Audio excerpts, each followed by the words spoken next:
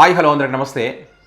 ఎందుకో ఏమిటో తెలియదు కానీ ఈ కూటమి సర్కార్ అధికారంలోకి వచ్చిన తర్వాత పవిత్ర పుణ్యక్షేత్రాలలో అపచారాలు దారుణాలు జరుగుతున్నటువంటి మాట వాస్తవం. ఇది ఎవరు ఒప్పుకున్నా ఒప్పుకోకపోయినా ఇది నిజం.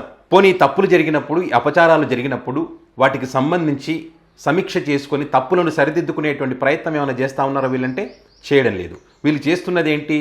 ఈ తప్పులన్నింటికి కారణం మేము అధికారంలో ఉన్నా కూడా ఈ తప్పులన్నింటికి కారణం వైఎస్ఆర్ కాంగ్రెస్ పార్టీ. గతంలో జగన్మోహన్ రెడ్డి తీసుకున్నటువంటి నిర్ణయాలు, ఈ రకంగా డైలాగులు చెప్పడం, కింది నుంచి పైకి మెట్లు గడగడం, సనాతన ధర్మాన్ని మేము అద్భుతంగా కాపాడుతున్నామని చెప్పి డైలాగులు చెప్తూ టైంపాస్ చేస్తూ ఉన్నారు. వీళ్ళు ఈ రకంగా నిర్లక్ష్యం చేస్తూ ఉన్నారు, టైంపాస్ చేస్తూ ఉన్నారు, డైలాగులకే పరిమితం అవుతూ ఆ దేవుడితో ఆటలు ఆడుతున్నారు. కాబట్టి మరొక పుణ్యక్షేత్రంలో ఒక దారుణం చోటు చేసుకుంది. మీ అందరికీ తెలుసు, తిరుపతి లడ్డు వ్యవహారానికి సంబంధించి ఏమీ లేకపోయినప్పటికీ కూడా కల్తీ జరిగింది. మరి టీటీడీ పుణ్యక్షేత్రం యొక్క ప్రతిష్టను దిగజార్చాడు జగన్మోహన్ రెడ్డి అని చెప్పి స్వయంగా రాష్ట్ర ముఖ్యమంత్రి చంద్రబాబు నాయుడు గారే మాట్లాడినటువంటి క్రమంలో మరి కోట్లాది మంది భక్తుల మనోభావాలు దెబ్బతిన్నటువంటి పరిస్థితి. అంటే అది నిజం ఉందో లేదో తెలియకుండానే అభాండాలు, ఆరోపణలు చేసి పవిత్ర పుణ్యక్షేత్రం యొక్క ప్రతిష్టను దిగజార్చేటువంటి ఒక ప్రయత్నం అప్పుడు చేశారు. దాని తర్వాత ఏం జరిగింది? ఆ పవిత్ర పుణ్యక్షేత్రంలో తొక్కిసలాట జరిగింది. చరిత్రలో ఎప్పుడూ కూడా జరిగినటువంటి ఘటన. అనేక మంది చనిపోవడం, అనేక మంది గాయాలు కావడం మనం చూసాం ఆ ఘటనకు సంబంధించి. ఆ తర్వాత ఆగిపోయిందా? అదే పుణ్యక్షేత్రంలో, అదే తిరుమల తిరుపతి దేవస్థాన పరిధిలో మరి అనేక ఘటనలు జరిగాయి. కింద నుంచి పైకి వెళ్తూ ఉంటే భక్తులు ప్రమాదాలు చోటు చేసుకునే పరిస్థితి, లడ్డు కౌంటర్లు అగ్ని ప్రమాదం జరిగినటువంటి పరిస్థితి. మరి ఈ మధ్యకాలంలో మరి గమనించినట్లయితే గో సంరక్షణకు సంబంధించి కంప్లీట్గా టీటీడీ ఫెయిల్యూర్ అయినటువంటి క్రమంలో మరి గోవులు కూడా మరణించినటువంటి పరిస్థితి. రైల్వే ట్రాక్ల పైన నిండు చూలాలు, అంటే మనం ఆవును ఒక అమ్మలాగా మనం భావిస్తాం, అలాంటి ఆవును కూడా వీళ్ళు కాపాడలేనటువంటి పరిస్థితి. అరే ఇంత దారుణాలు జరుగుతూ ఉన్నాయి కదా, దీనికి సంబంధించి చర్యలు తీసుకోవాలని చెప్పి వైఎస్ఆర్ కాంగ్రెస్ పార్టీ ప్రశ్నించినప్పుడు ఇది వైఎస్ఆర్ కాంగ్రెస్ పార్టీ దేవుడితో ఆటలాడుతుందని చెప్పి వీళ్ళు కామెంట్ చేయడం జరిగింది. టీటీడీ ఈఓ ఒక మాట చెప్తాడు, టీటీడీ చైర్మన్ ఇంకొక మాట చెప్తాడు, రాష్ట్ర ముఖ్యమంత్రి ఇంకొక మాట చెప్తాడు, రాష్ట్ర డిప్యూటీ సీఎం ఇంకొక మాట చెప్తాడు. కనీసం ఆ ఆవులు ఎన్ని చనిపోయినాయి ఇంకోసారి తప్పు జరగకుండా చూసుకోవాలనేటువంటి బాధ్యత వాళ్ళకు లేనే లేదు. కోట్లాది మంది భక్తులు ప్రశ్నిస్తూ ఉన్నారు, దుమ్మెత్తిపోస్తూ ఉన్నారు. గో సంరక్షణ చేయలేనటువంటి మీరు గోవింద సంరక్షణ ఏం చేస్తారని చెప్పి పదే ప్రశ్నించినప్పటికీ కూడా వాళ్ళకు జ్ఞానోదయం కలగడం లేదు. ఇవన్నీ కూడా దేవుడితో రాజకీయం చేయడం వల్ల ఇవన్నీ జరుగుతున్నాయనేటువంటి విషయాలను కూడా అనేక మంది భక్తులు వాళ్ళ అభిప్రాయాలను వ్యక్తం చేస్తూ ఉన్నారు. తప్పులను సరిదిద్దుకోండి, ఇంకోసారి ఇది రిపీట్ చేయకండి, అనవసరమైనటువంటి అభాండాలు వేయకండి, అనవసరమైనటువంటి ఆరోపణలు చేయకండి, దేవుడితో ఆటలు వద్దని పదే చెప్తా ఉన్నారు.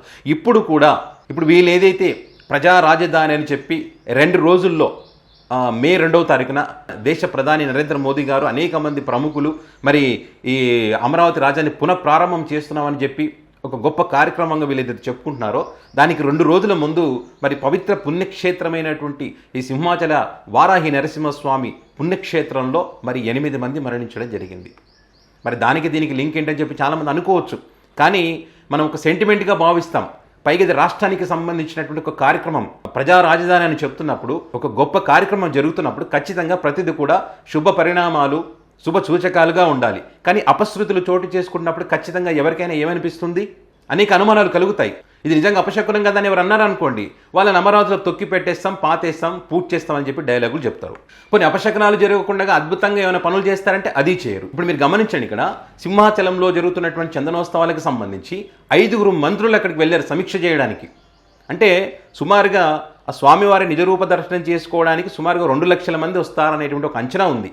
మరి ఈ అంచనా ఉన్నప్పుడు మరి ఏం చేయాలి? 5 మంత్రులు అక్కడికి వెళ్ళినప్పుడు మరి ఏం సమీక్ష చేశారు?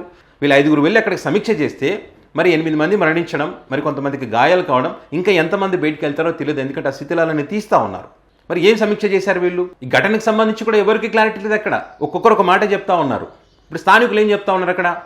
ఇక్కడ ఏదైతే 300 టికెట్ ఇచ్చేటువంటి కౌంటర్ ఏదైతే ఉంటుందో అక్కడ పెద్ద టెంట్ వేశారు. ఈదురుగాలులకు ఆ టెంట్ వచ్చి అక్కడ పక్కన ఉన్నటువంటి గోడ కూడా నిర్మించారు. ఆ గోడ మీద పడింది, ఆ గోడ కూలిపోయి వీళ్ళ పైన పడిపోయింది. నిద్రలో ఉన్నారని చెప్తా ఉన్నారు. నిద్రలో ఉన్నారంట పాపం కొంతమంది. అట్లే ఆ గోడ పడి చనిపోయారని చెప్తా ఉన్నారు. భారీ వర్షం పడుతుందని తెలుసు, ఈదురుగాలు వస్తున్నాయని తెలుసు, లక్షలాదిగా భక్తులు వస్తారని తెలుసు. మరి 5 మంత్రులు పోయి మరి ఇంతమంది వస్తున్నప్పుడు వాటిని ఏ రకంగా సమీక్ష చేయాలి, ఎలాంటి ఏర్పాట్లు తీసుకోవాలనే విషయాల గురించి మీరు అధికారులతో ఏం మాట్లాడారు? మరి అది మీరు సమీక్ష అద్భుతంగా చేసి ఎందుకు ఈ ఘటన జరిగింది? పైగా ఈ గోడ నిర్మించి కూడా 20 రోజుల కాలమే అవుతుంది అంటున్నారు. ఇప్పుడు గోడ మొత్తం కూలిపోయిన తర్వాత నామరూపాలు లేకుండా పోయిందంటే నాసిరకం లేనటువంటి, నాణ్యత లేనటువంటి ఒక గోడని నిర్మించారు ఇక్కడ. లక్షలాది మంది భక్తులు వచ్చేటువంటి ఈ ఆలయానికి, పవిత్ర పుణ్యక్షేత్రంలో ఇలాంటి నాసిరకం గోడలు నిర్మిస్తారా? పైగా వీళ్ళు ఏమంటారు, ఈ ఘటనకు సంబంధించి మేము ఏం చెప్పలేము, నిపుణులు వస్తారంటారు. నిపుణులు ఎప్పుడు రావాలి? ఈ ఆలయంలో లక్షలాది మంది భక్తులు వచ్చేటువంటి ఆలయంలో ఒక నిర్మాణం చేపడుతున్నప్పుడు ఆ నిపుణులు వచ్చి పరిశీలించి ఇది ఎంత నాణ్యతతో ఈ గోడని నిర్మిస్తున్నారనేటువంటి దానికి సంబంధించి వాళ్ళు పరిశీలన చేసిన తర్వాత వాళ్ళు పరిశీలన చేయాలి. వాళ్ళు పరిశీలన చేయలేదు కాబట్టే మరి నాణ్యత లేని గోడ నిర్మించడం వల్ల ఇప్పుడు ఇంతమంది చనిపోయారు. ఇది మీ తప్పు కాదా? ఇది మీ నిర్లక్ష్యం కాదా? పైగా గతంలో స్వామివారిని దర్శించుకోవాలంటే ఆ పక్కన మెట్ల మార్గంలో ఏదో వెళ్ళేవారని చెప్తా ఉన్నారు అక్కడ భక్తులు కొంతమంది. కానీ కొత్తగా ఇప్పుడు ఈ ఏర్పాటు చేయడం వల్ల ఈ ఘటన జరిగిందనే విషయాన్ని స్థానికులు చెప్తా ఉన్నారు. మరి ఎందుకు ఈ రకంగా ఏర్పాటు చేశారంటే కొంతమంది అధికారులు మాకు సంబంధం లేదు, ఇది ఈవో గారిని అడగండి, లేదా కలెక్టర్ గారిని అడగండి, లేదా మంత్రులను అడగండి చెప్తా ఉన్నారు. వీళ్ళకి ఏం పట్టదండి అసలు. వీళ్ళు సింపుల్, ప్రాణాలు పోయిన తర్వాత క్షమించండి, తప్పు జరిగిపోయింది, ఇంకోసారి ఇది జరగకుండా చూసుకుంటాం, ఈ ఘటన మా మనసులను కలిచివేసింది, దీనికి కారణమైనటువంటి వాళ్ళ మీద కఠిన చర్యలు తీసుకుంటాం, కింది నుంచి పైకి మెట్లు కడుగుతాం, ఇదే వాళ్ళు చెప్పేది. ఇప్పుడు చూడండి, ఆంధ్రప్రదేశ్ ముఖ్యమంత్రి చంద్రబాబు నాయుడు గారు కానీ, డిప్యూటీ సీఎం పవన్ కళ్యాణ్ గారు కానీ వాళ్ళ ఎక్స్ వేదికగా ఏం పోస్ట్ పెట్టారో ఇవే డైలాగులు పెట్టారు. ప్రగాఢ సానుభూతి, ఆ కుటుంబాలను ఆదుకుంటాం, వాళ్ళకు మంచి వైద్యం అందించాలని చెప్పి కలెక్టర్లతో వాళ్ళతో ఎప్పటికప్పుడు సమీక్ష నిర్వహించుకుంటున్నాం.